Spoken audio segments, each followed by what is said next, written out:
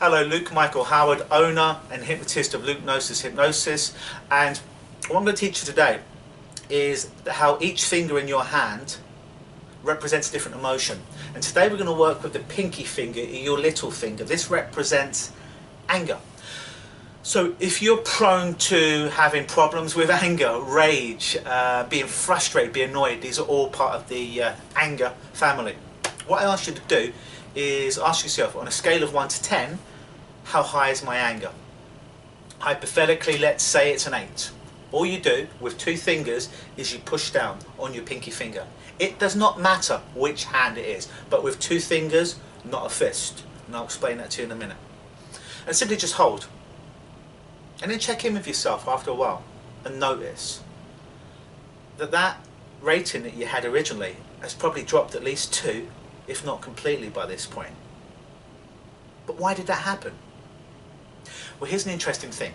What happens is when you get angry, what happens with your physiology is you tense your jaw, especially for rage. You tense your hands. You might make fists or you might just tense them.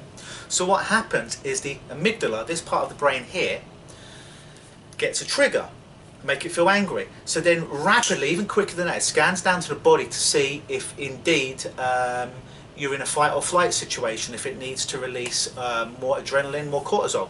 So what it does is it checks tension of your jaw. If your jaw's tense, it's like, yeah, this person's in danger. If your hands are tense, it means you're ready for a fight. So it releases more adrenaline into your body and eventually cortisol, which makes you either fight, flight, or freeze in that point.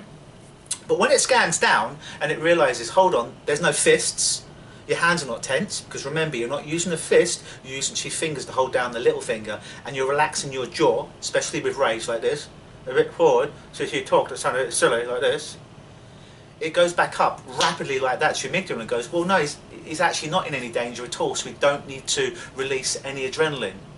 And it starts to collapse that pattern over time, and that old pathway, neurological pathway, starts to close, and the new neurological pathway opens up of your new normal, of the new behavior you want.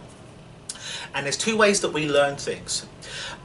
By actually drilling these things in an awake, conscious state, if you will, but also equally when you sleep at night, your neurological pathways are formed.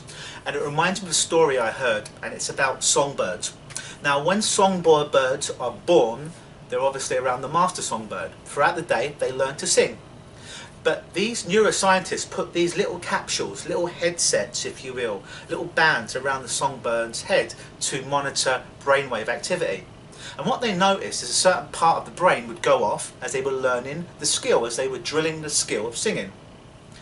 However, the interesting thing is this: when those songbirds are asleep at night, the same part of their brain that was responsible for them learning to sing was firing off just as much as when they were practicing the skill in the daytime. So it's very important that you practice this over and over again to open up that new neurological pathway, but also by having good quality sleep, your unconscious mind essentially joins up all the dots of what's happened that day in order to get a more of a picture and to build those new neurological pathways so they become your new normal. I've been Luke Michael Howard. This has been Finger Emotional Hacks. First finger, first number 1, pinky finger for anger. Watch it, give your comments below, share it, and as I always like to say, always believe.